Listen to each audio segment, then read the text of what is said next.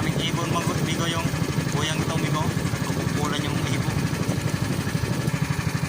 Sa migo pa 5 buya na ito migo na pinaglipatan natin.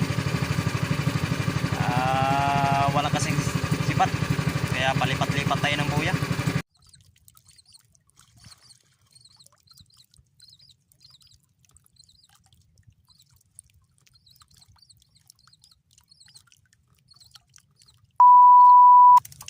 Maro ganitong isda migo sa kaninga buya migo. So gamay kaya itong isda dire. Kaya migo mga 3/4 lang zero migo.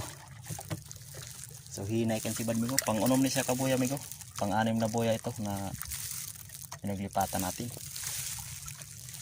So konti lang migo. So, yung laman ng ating po migo. Yan, sus puro palang yelo migo. Talaga migo,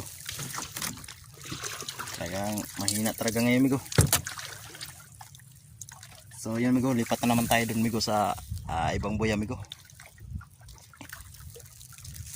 Perting liyaha.